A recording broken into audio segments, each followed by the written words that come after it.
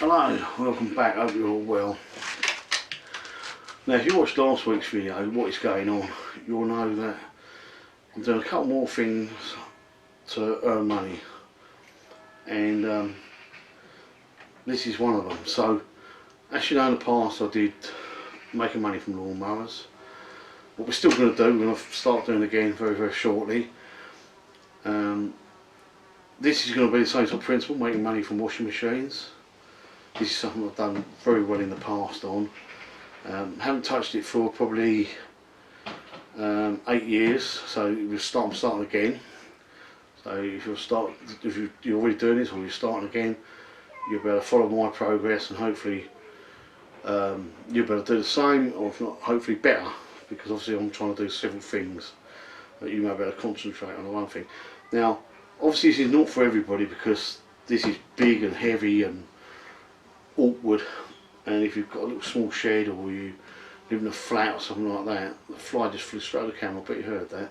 Yeah, if you've got a small space or you want a flat, it's not ideal, they are very heavy.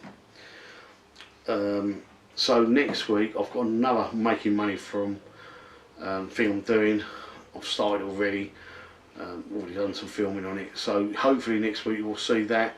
And that might be more interesting to you than lifting these things around. Not everybody can lift a washing machine around, and I've certainly learned that I can't lift them around like I could sort of 8 years ago. I'd pick one of these up and just put it where I wanted 8 years ago. Today I'm sweating just dragging it through. So you know, it's what you're able to, if you're capable to lift these things, then this is ideal. If you're not, try the lawnmowers or try the thing I'm bringing up next week. But they also overlap, so it might still be interesting for you to watch. Hopefully that makes some sense. So I'm going to tell you a little bit about how I got involved with washing machines and the story I had, because the trouble is I done really well last time, but I give it up to go back into lawnmowers and small engines, because I just thought it was more me, and it's because this got too big, and I'm not being big-headed or nothing when I say it, because I know it won't happen this time, but I hit the market at the right time. That's all I've got to say. Last time I hit it right. Right, so I'll come back to you with that in a second, because I keep messing up. Right, so how did I get involved with washing machines? Right, well, I've always done my own repairs on them, with washing machines or anything like that, and then one day my washing machine was making a noise, and I thought it was a bearing, but it wasn't. It was a bearing. It was a motor bearing, not the drum bearing. It was a real high pitch squeal it was, and I found a machine the same as mine on eBay for £5, so I bid on it, didn't think no more of it, went to my old workshop, and on the scrap pile was a machine exactly the same as mine. So I picked it up, brought it home, took the motor off and all the rest of it, and then I realised I'd won this other one. So now I had two the same, so I stripped them both down, and I was selling lawnmower parts, second-hand lawnmower parts at the time from my workshop. So I thought, well, just put them on eBay, get rid of them, because I don't hang around. And they just sold really well. So I put that money into another washing machine, brought it back. I made myself a nice little rig so that I could test, hot and cold water and all the rest of it, and done all that. And it's just a bit of a hobby. I found it was relaxing after coming back from the working on the lawnmowers and the small tractors and stuff. It was still fiddling, but it's just something I did at home. Anyway, it built up, and I was just, like I say, I'd get one, I'd think it's okay, I'd repair it, and I'd sell it, and people got to know about this, and they kept saying, can you repair my washing machine? I don't repair washing machines, I don't do it, And at the same sort of time, I was sort of slowing down at the workshop at the moment. I'd had enough of it, doing the big workshop, so to cut it a bit shorter, when I packed up the workshop, I was thinking, well, I can still make a few quid on the washing machines, and whatever, you know, I've just had enough of lawnmowers and stuff. And I was still being asked if I repair washing machines. I was still going, no, no, no, no. And then a woman bought a washing, I think she bought a door for me and a tray off me at different times in the next village. And then she messaged me through eBay one day and said she thinks she'd been ripped off. This bloke was coming out, charged her £60 to look at her machine, and he didn't even look at it. He just trying to sell her a new machine, but he charged her 60 quid for the privilege of, you know, trying to sell her a new machine. So I said, I'll tell you what, I'll go that way to my mum's and I'll pop in there Saturday and have a look. Because it was coming up a block pump and he couldn't find, apparently he pulled the filter out and went, oh no, it's not, you know, it's a circuit board and all this is his board, this is that, and he was giving a load of ball, you know. So I went and had a look, and yeah, the filter was clean. So I said, well, there must be something in there. So I put my finger in, and there was a hair clip. So by this time she hadn't even put the kettle on because she said, I'll make a cup of tea. And so it's a hair clip. I pulled the hair clip out, and literally 5 seconds, you know what I mean. And I said, have a cup of tea and talking to my husband and that. And he went, what do I owe you? I said, you don't owe me nothing, you know, you've had stuff off me in the past. It's on my way, you know, I've had a cup of tea, you know, fine.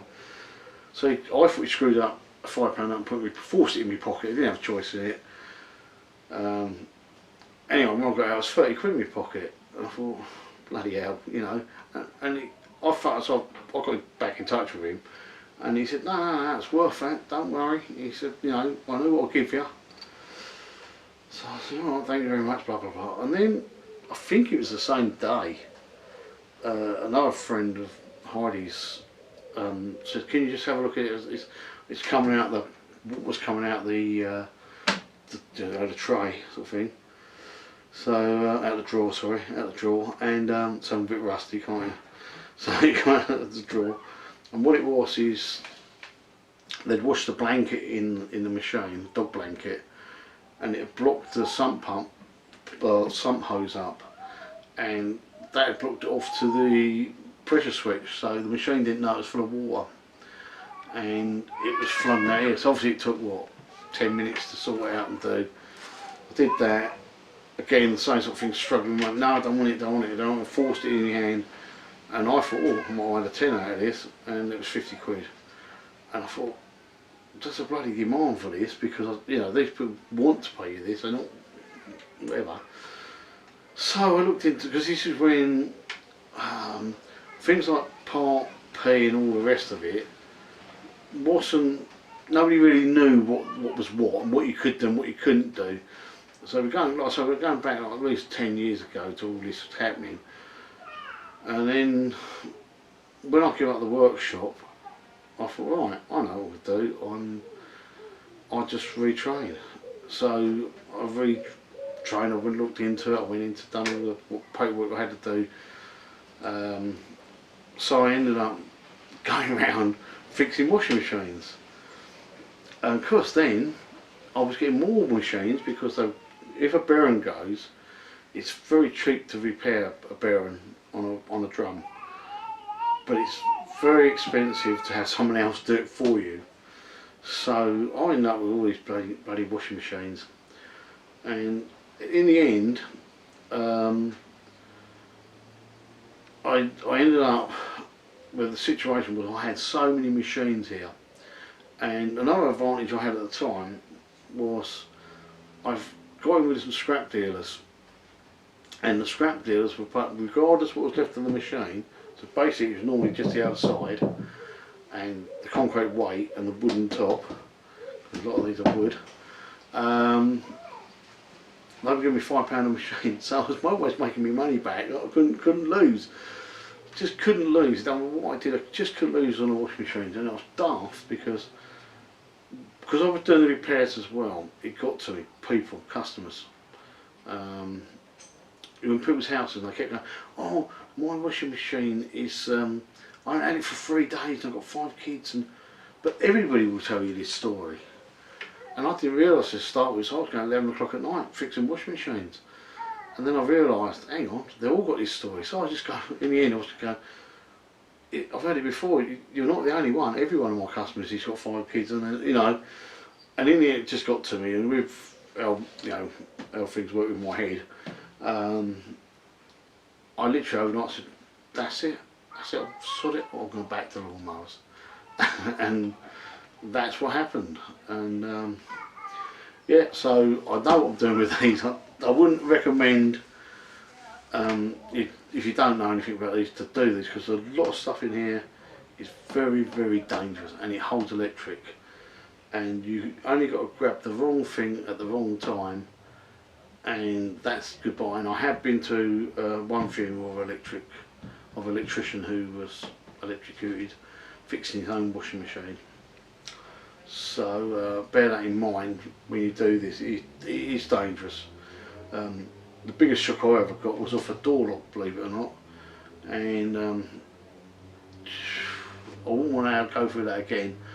My own fault, I totally admit it's my own fault. I just didn't think, and I was trying to figure out why this door lock weren't working, and I took it apart several times, rebuilt it. It's the only one I had out of here, and that gave me such a boost, such a whack, that my arms and shoulders hurt that much. I couldn't move for about 3 days. It was just the belt it gave me, the shock for my body. It wasn't just, you know, and I think I was very, very lucky. Very, very, very lucky. I had pains in my chest, and yeah, I was not in a good way for a few days there. And so, you know, obviously there's water involved as well. So if you haven't got a clue, then I would recommend that you probably don't do washing machine. If you're not, as I put it, if you're not going to use your common sense, then don't do this. Right, so I dare say you want to know what we're doing this time. So I'm not going to repair washing machines for a living. That's pretty obvious. Mind you, I'm saying that, I keep saying perhaps I should, after looking at the prices, but you know, I don't know if I'm going to be bothered with that. So, what we're going to do with the machines when they come in, obviously we don't know what, you get told what the fault is on the machine. Doesn't mean it's right, or some people say the machines are okay. So the first thing we're going to do is run them through the test rig. Basically the test rig is quite simple. It's the pipes come in, and I've got to walk, you know, I'll explain it all as we go because it's easier. But I've got a test rig for each machine. We run the machine through several programs. Don't just do a fast wash or whatever. We run them through the proper program, so we know, including some real hot temperatures. We've got to make sure everything we know. We want to know that everything works, including the heater element, the inlets, the pumps, the pressure valve for the height of the water, and all this sort of stuff. Whatever it's got on it. Make sure there's no bearing noises, all this sort of stuff if we're going to sell it. And if we find a fault, obviously we need to repair that fault, sort the fault out. Some machines are not going to be worth repairing to sell because they're either too old, or you just can't get that, I just can't get hold of the bit to repair it. You know how it is. So what happened then is them machines will be stripped. The bits, like the inlets and stuff like that, we will keep the spares, and if we get a stack of these bits, then we'll bung them on eBay and whatever, so you'll see what they go for. I'm sure by the time I do that you'll be doing the same thing anyway. Then yeah, so we'll either sell the machine complete, washing machine in perfect order, or we'll be selling parts. Now there's another side of it as well. It's obviously the scrap side of things. So we'll be stripping motors down, we'll be just stripping the machines down, as well as the repairs. And obviously I'm going to try to repair as many machines as I can. To be honest with you, there's probably more money in the parts than what there is a complete machine. But knowing from experience, the parts take up a lot of rooms. Okay, the inlet's not big and the things are bits like not big, but things like doors are massive, front panels are massive and they get damaged as well, and you'll be surprised how much room they take up. And plus you need room, these take a lot of room up as they are, so you need to get rid of them. You need to shift everything you can to keep the space. I mean, I used to have around about 20 at one stage, sort of 25 to 30 washing machines at any one time. I was lucky that I had a scrap deal. I used to come around to Travellers. Back then the scrap price was about £15–20 a tonne, and all I'd have left is, say, the casing, the bit of wood on the top, most of these are wood, and so the plastic drum, and the bloke used to give me £5 a machine. So I used to do, like I say, scrap was only about £20. Oh, and they had the lump of concrete in there. How they made their money, I don't know, but he used to pay me £5 a go. All the wire and loom used to be out of my scrap. I never used to sell the wire and loom. Always put that in my scrap bin. So obviously we're going to be doing a bit more scrapping as well. What might interest some people. But then again, once you've seen one or two of these stripped, then for scrap there's not a lot more to it, is there? But then a lot of people haven't dealt with direct motors. Obviously we will come across like the LG direct motors and stuff like that, and they're something different. But their plan, like I say, the plan is just to buy them or get them given to us, do them up, sell them. If we can't do them up, we'll strip them for parts. It's simple as that. It's a simple plan. Anybody can do it, and if you haven't thought about doing it before, maybe give it a go, because there is stacks of these bloody things out there, and they just sit there, they get skipped or scrapped or whatever, and it's just money to be made. Seriously, it's money to be made. We got to the stage last time that I was going to get an industrial unit in town, and I could have got a big government grant. It was that good, and what I had it all.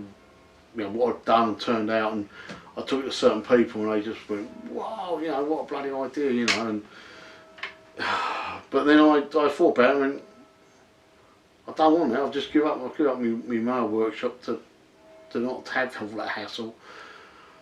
And I think that's what I had. But I wish now that I'd kept going, because it would have been well snowballed by now. But yeah, you can, like I say, you can afford to buy these, and you can afford to spend a bit of money on them, but they're not worth going over the top for. You can pick up a half decent machine for 30–40 quid. You're not going to make mega money. It is a volume thing, yeah. So you've got to get through them, and that's what I say. If you haven't got the space for this, maybe, or the lawnmowers, maybe the next film coming next week. Will be worth a go. It's all about making a few quid. Personally speaking, I think a lot of this is more to keep your mind straight, and yeah, you'll see what I'm saying. You'll see what I'm saying as it goes on. But we will make some money, and if you want to follow me on the journey, you can. If you want to do the same, you're more than welcome. So you may already be doing it. I mean, this is something I was doing 11 years ago. So yeah. So if you like this sort of stuff, ring the bell. I don't want to ramble on too much. Ring the bell, subscribe, all the usual sort of stuff. Give it a thumbs up, would be good. And I'll see you next time. See you soon. Take it easy.